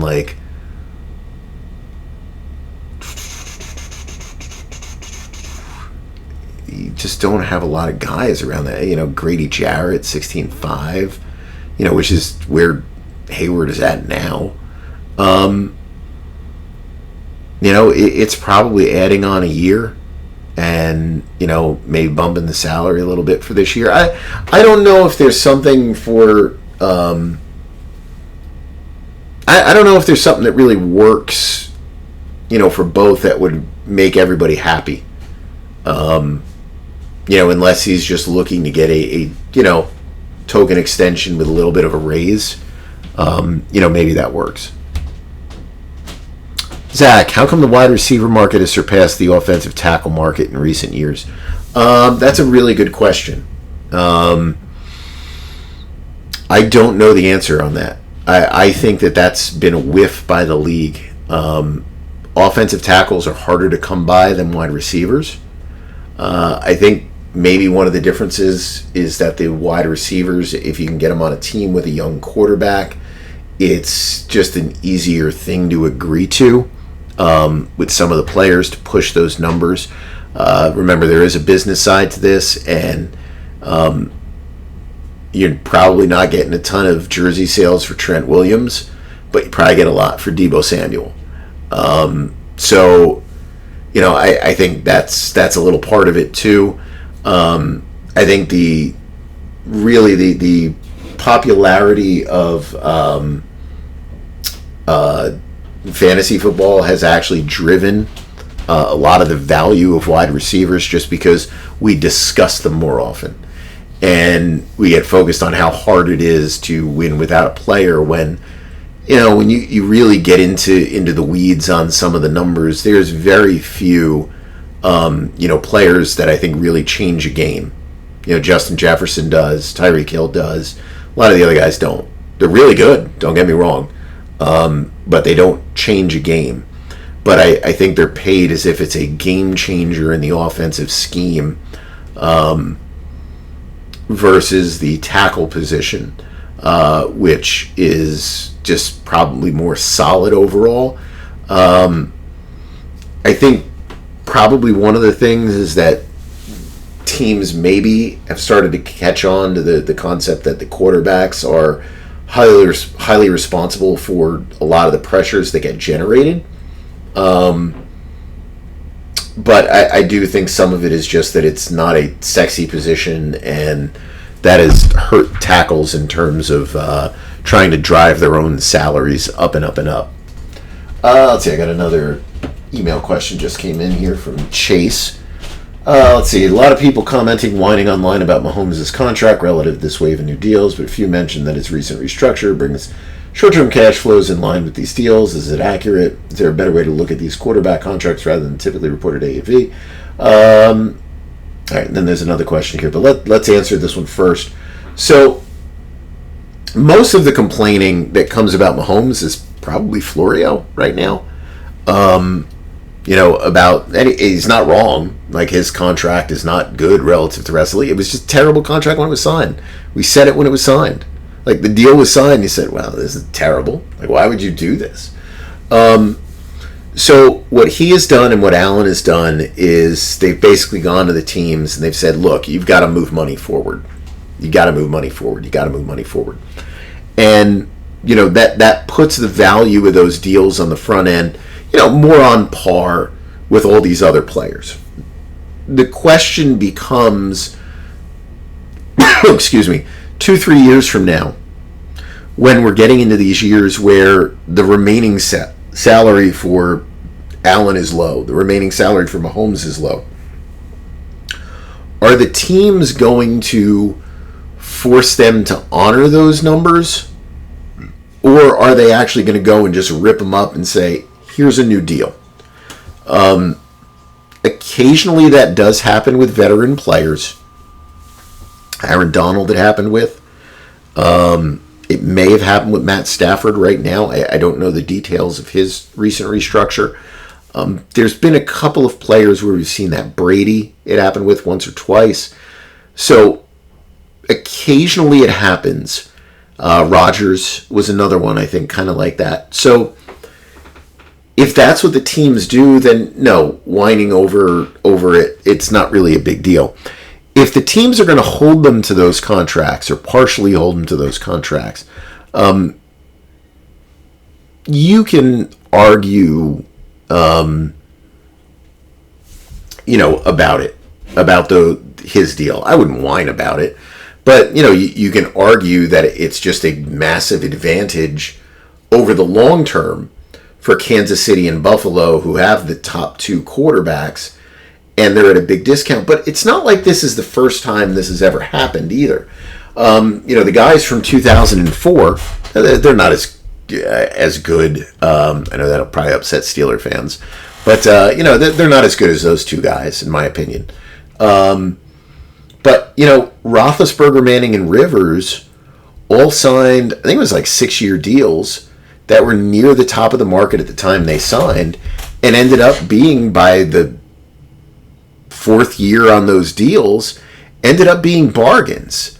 Roethlisberger was still very effective at that point in time. Rivers was still pretty effective, even if his team was not as good at that point. Eli's career had dropped. They probably weren't getting a benefit from that. But, it was a benefit that they got pretty quickly on the team side by signing those guys on these long-term deals. That was a good job by their front office, and the salaries were enough to where the stuff was honored. So, I don't think there's really a better way to look at it than the reported value. But, if you're smart enough and you want to argue with people over it, you can argue about where the numbers are. But I don't know how those deals are going to turn out 2-3 years from now. Second question he had is an additional question. Mahomes' contract was lauded when it was signed, at least in terms of being team friendly. But this flaw relative to other QB deals seemed inevitable with such a long deal.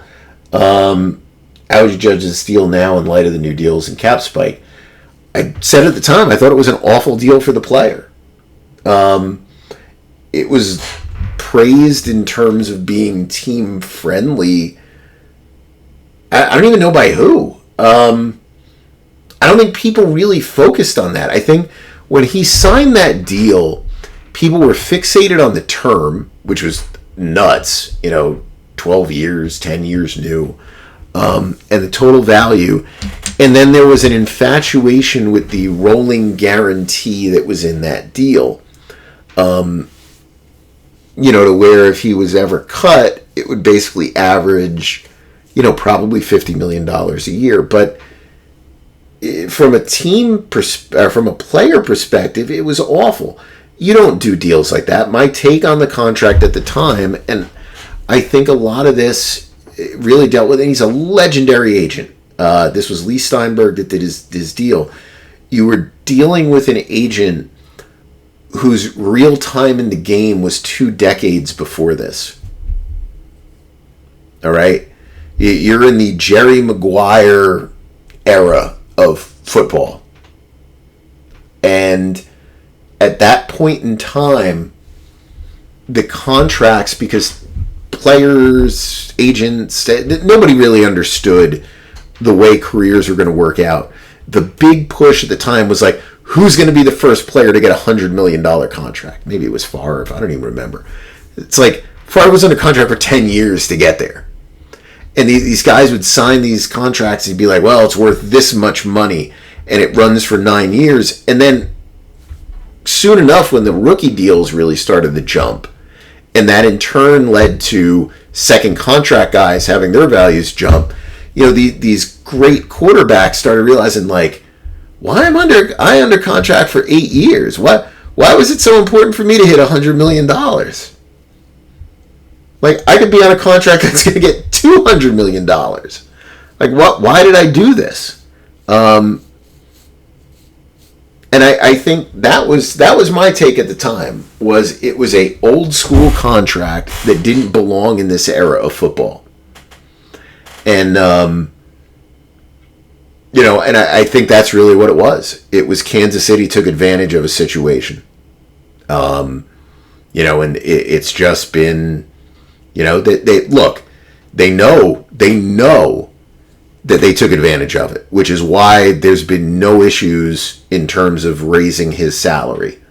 And the Bills know that they took advantage of the fact that Allen's guys felt in light of the Mahomes deal they had to do something. And they've been willing to move that money in there too. And it's all for that reason. Because the guys are that good, they want to make sure that they're happy. All right, let's take a look back to Twitter. Flip, is Taysom Hill's contract the worst in the NFL? How many of the Saint contracts would you put in the top 10? As before, sorry I missed the episodes. Mickey Loomis, a genius or a really bad GM. How do you fix 2025 for the Saints? Taysom Hill's is one of the worst. I don't know if it's the worst. Like the Vikings signed that tight end. I think it was the Vikings, right? I can't even think of the name right now. Just atrocious. Free agent. Hills is bigger than that. Hills is among the worst. It's one of the worst valuations in the league. I can't call it the worst contract. It's ended up being pretty bad, but it's one of the worst valuations in the league. That's probably the only Saint contract I'm going to put in there. The Saints actually do a very good job with their contracts themselves. The Taysom Hill one is the outlier in that regard. If you look at the contracts they signed, if you look at the breakdown on the deals, if you look at the cash numbers in most of the deals, if you look at the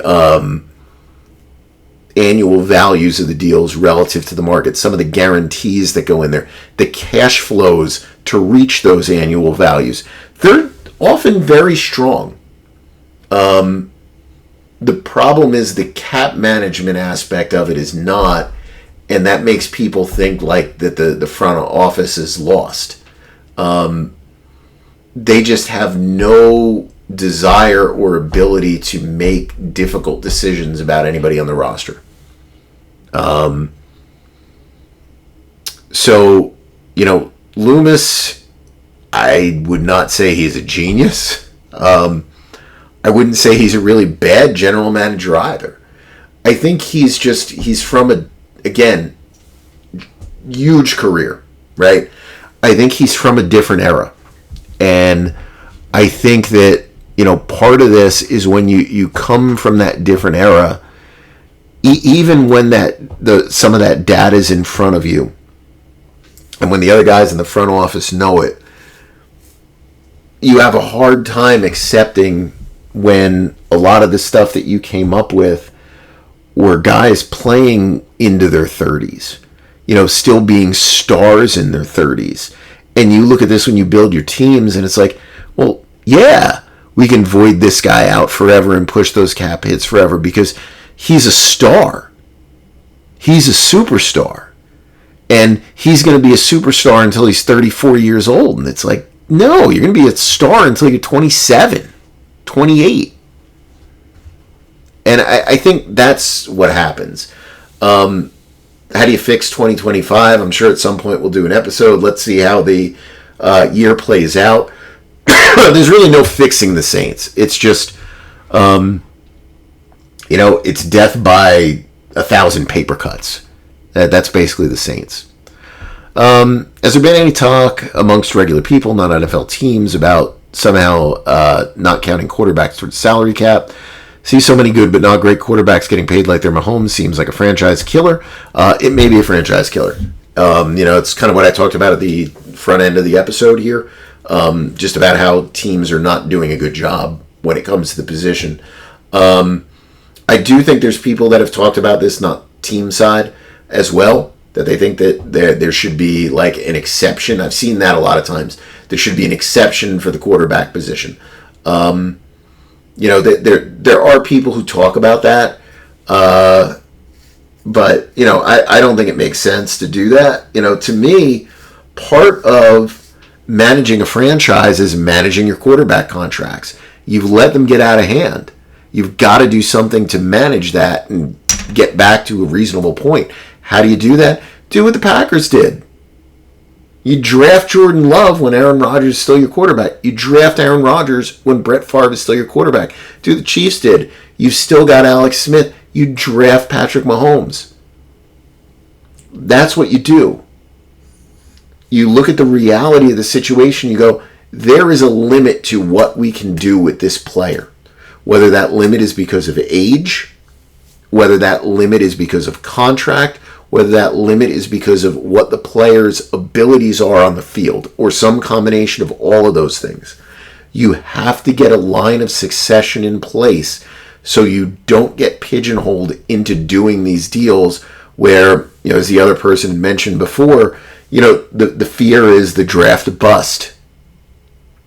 You want to know ahead of time that I've got a guy in a roster that I can use to replace someone.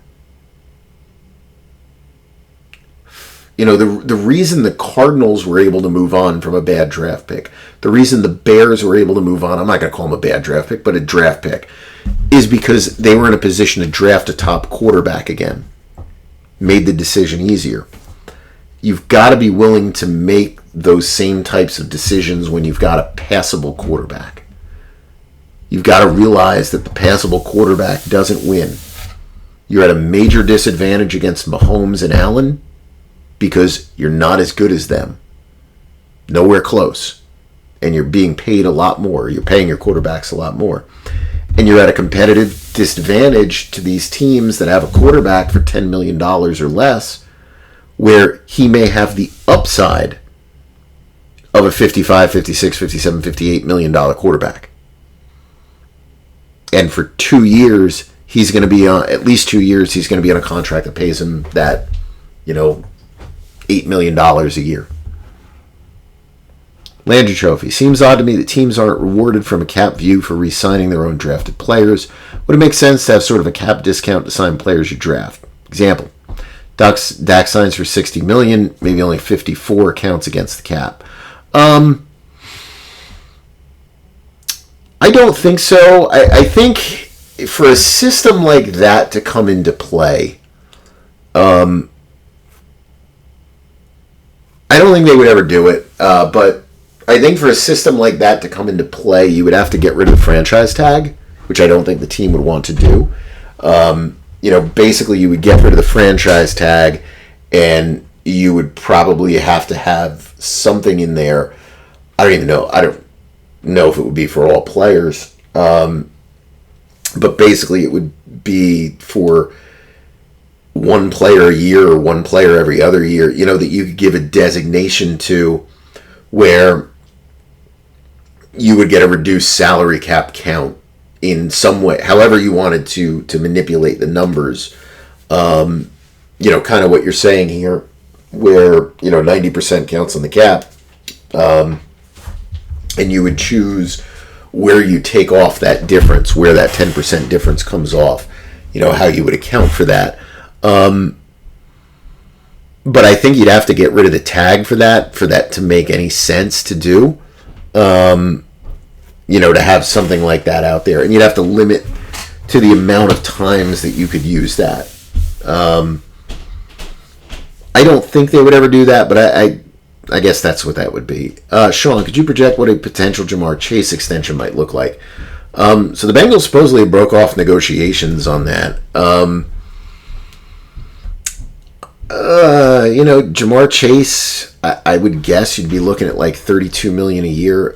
There's still some weird stuff here, but basically you've got Jefferson at 35. All these other deals I'd push down, like AJ Brown's really like a 28. Amon-Ra's like a 28.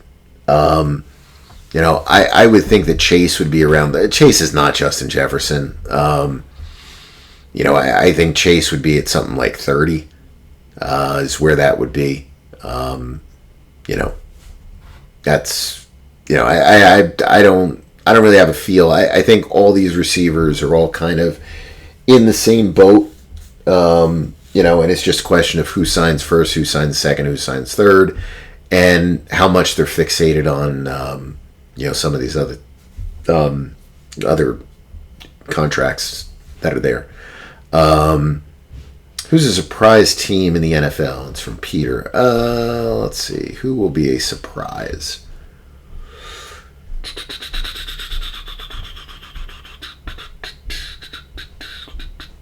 Who will be a surprise this year?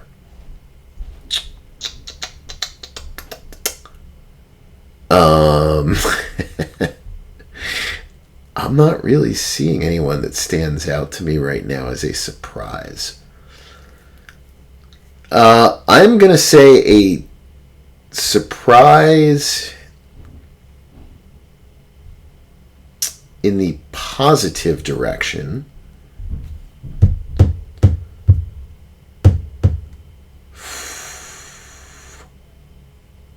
I'm going to say Carolina. They've added some parts, and you've got a new staff. Maybe the quarterback can be something. So I'm going to say that might be a team that would be a surprise in the positive direction. Chicago could be in that same boat, but I think Chicago has more expectations with that quarterback. I think people have already written Young off. I think on the negative side,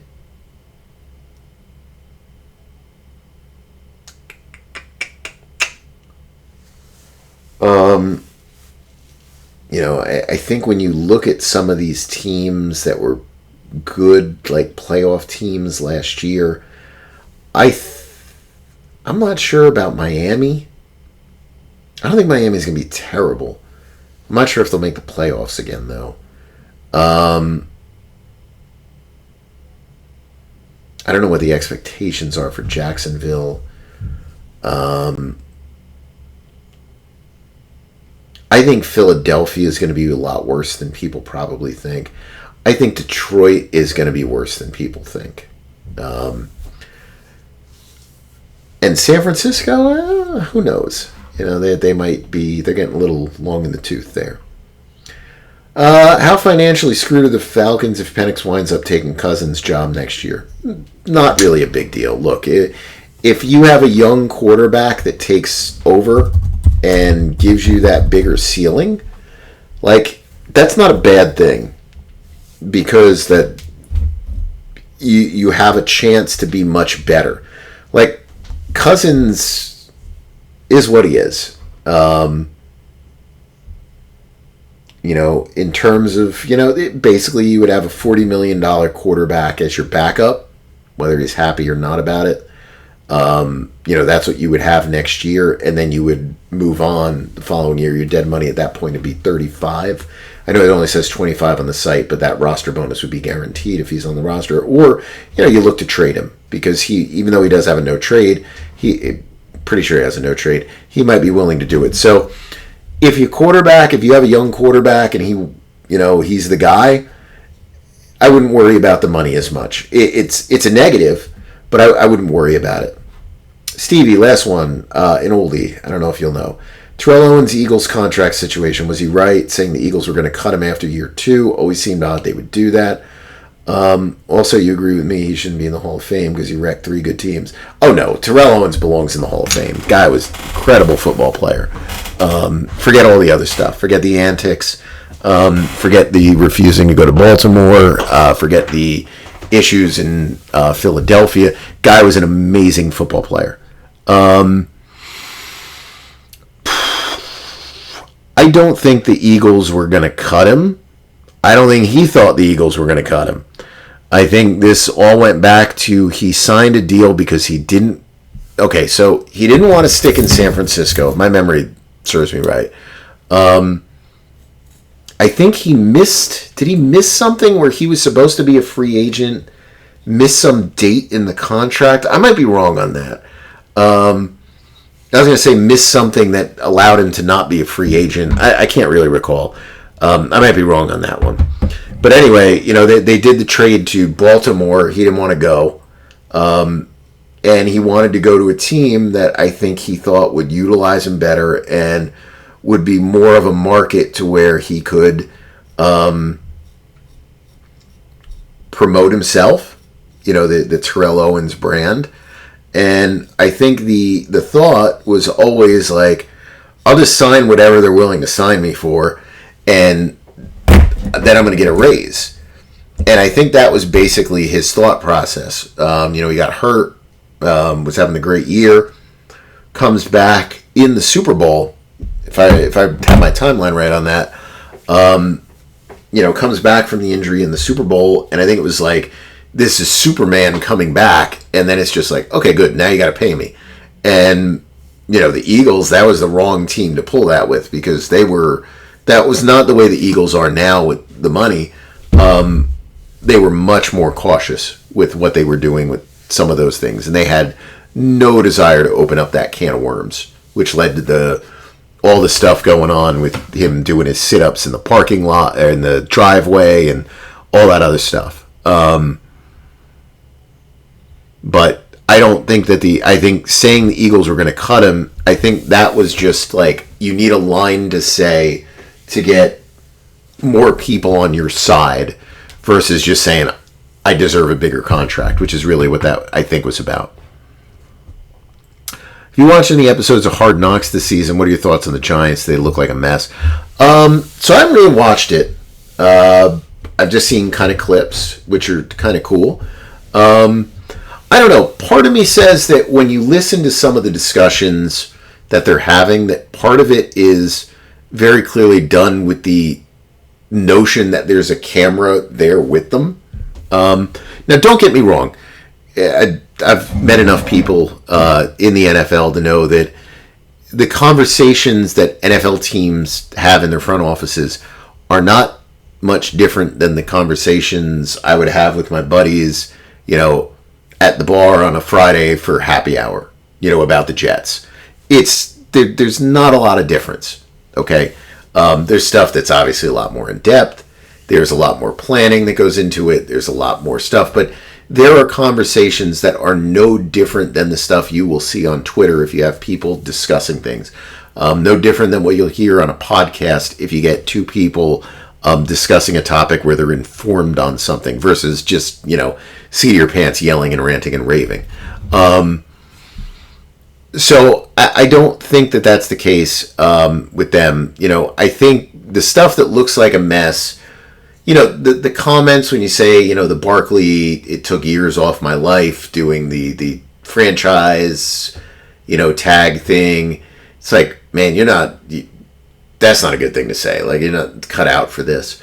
The parts where you're talking about not having an identity, that's a crutch a lot of teams fall back on. And, where you're getting into the business end of it, and you've got owners that are there, it's like, this is our most popular player. This is a guy that sells a lot of jerseys. We've got him on every poster for the team, every billboard, and, we're going to let him walk. And he's going to walk to the Eagles. Like, what are we doing here? That's legitimate stuff that happens. So I wouldn't say they look like a mess. But the little bits that I've seen of it, there's a lot of pulling in many different directions. And I don't know if the planning right now is great in New York based on what you see. But a lot of the clips that I've seen, you look at them, it's like, they've got to be doing this for TV. But, who knows? Skip, when a player signs, tries out, does the team pay for travel? Can they pay for travel of family? At what point would extras like that count against cap? So that stuff is all covered in the CBA.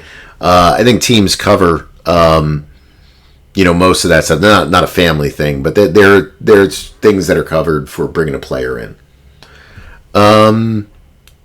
Stevie, I've heard that our boy Woody is cheap. Don't the Jets spend, at least in most years, about as much as they can salary cap-wise? If so, what am I missing? The Jets have not had a payroll through the years that has been, like, anywhere near top of the league. They have had moderate payrolls. I wouldn't say that they're dirt cheap, but they've had moderate payrolls. But they have also had years where they've spent a lot of money, and then there's a very clear pullback the next year. It's like, okay, if we're going to be top 5 this year, next year we better be, number 20. So I do think that comes into play. I think Woody is conscious about the payroll. I wouldn't say that they're cheap in the sense that, he doesn't want to spend anything, but he is not going to authorize the general manager to go above and beyond when it comes to spending on players. Whoops. Some of the Jets' issues cap-wise are really just from bad signings and players being cut and dead money clogging up the cap than they are from really pushing things cap-wise. But in terms of, what they actually spend each year, if you look at some of those numbers, the Jets are not, they're not a big team when it comes to that. And I think that's been an issue for them. And I think even if you look at this year, let me pull them up, where they're at. They have to be somewhat, okay this year. No, I'm sorry. They're bottom 10. Let's see, 1, 2, 3, 4, 5, 6, 7, 8, 9. Because last year they had the big payroll. And you saw it. I mean, they traded John Franklin Myers for nothing. The guy cut his salary in half to go to Denver. Jets didn't even want to offer him that. So I think that's legitimate when you talk about Woody. You mentioned before you can spread a cap charge out. For example, Rodgers has 2/100, but you spread his charge out. Maybe this is sophomoric.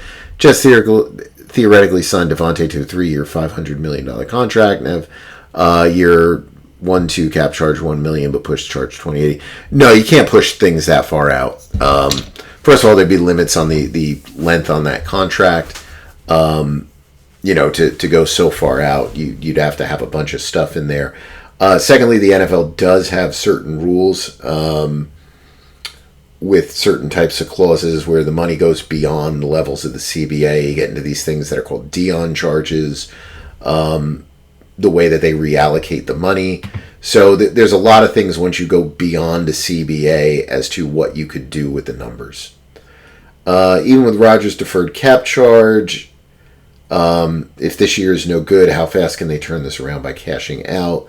Sauce Brees and Garrett Wilson, what would their value be? Should Jets fans be encouraged? Good chance this year, but if no good, they can turn around fast. It's going to depend a lot on the general manager. I would assume that, you bring in a new general manager and they blow things up. I don't think, if things go that bad, I don't think Brees Hall's probably going to have a lot of trade value. I think Sauce and Garrett Wilson will. And then I think it's just a question of, what direction do they go in. More often than not, you see the corners are the players that get moved. So I would think if you had a new GM come in, they would look at this and say, Gardner might get us 2 number 1 picks or number 1 and a number 2. We'll move him and we'll extend Garrett Wilson. We'll make it look like, okay, we do want to keep some of the guys here, move one, keep one. But, it depends on who's available in the draft as a quarterback and everything else. I think that's the question, that they would have to wrestle with if, things just kind of fall apart. I think the Jets would be pretty far away. A lot of the talent on the Jets roster right now is older, and they're not going to be in it for the long term. So, you would go into a legit, real rebuilding phase. Austin, where's Justin Simmons going to sign? At this point, I'm guessing you're looking at, finding a deal mid-season with a team that he thinks can contend for a Super Bowl. Jake, would it make sense for the Packers to extend any or all of Watson, Dobbs, or Reed in the coming years? Seems like they only have a glut of wide receivers, but won't be able to pay them all. You wait and see. That's a ways away. These guys are young on that team. My assumption is they're probably going to be in a situation of, keep a player, trade a player kind of deal. But right now you play things out and you just wait to see how things go. All right. I think that's everything. I'm just going to look to see if I missed anything here. So I got a lot of notifications. Let me go back to this. Let me see if anything actually pops up under the questions.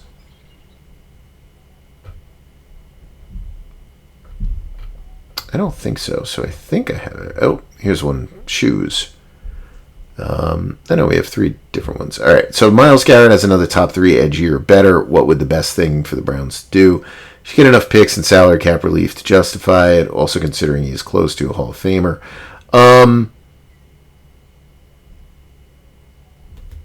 I think you would just keep him at that point. I don't think that they would look at this, unless the team was no good. I don't think that they would look at this as like a blow-up scenario to where you need to move him to get a bunch of draft picks. I think that they would keep him, and you would do a deal that, I don't know what the number would be, but you would do something that was, would make things work. I don't think they would move on. Remember, you're coming through, Eagles kind of front office thought process, which is usually going to be to keep a player like that. So I think they would keep him, and just figure out what was there.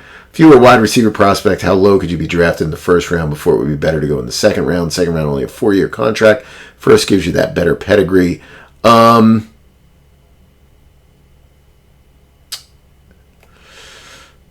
a good question.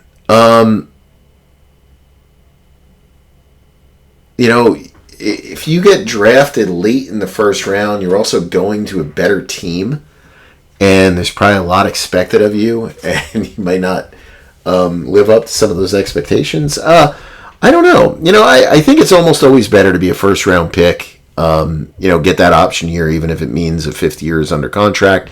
Remember, even if now it's worth more money, but even if you're a second-round pick, the franchise tag essentially is the same as an option.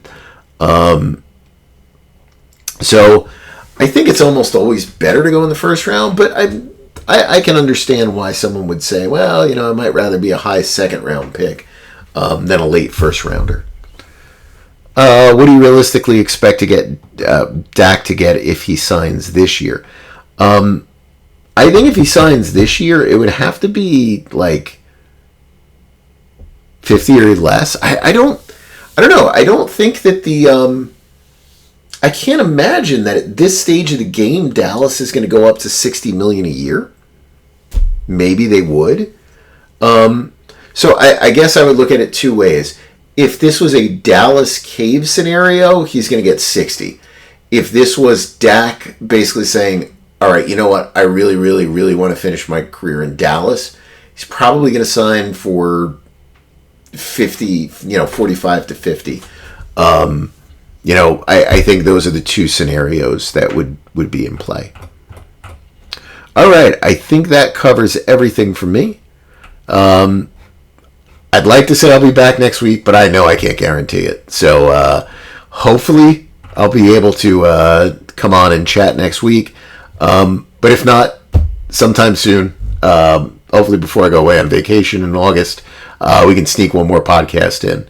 So thank you very much for listening, and I will talk to you all again soon.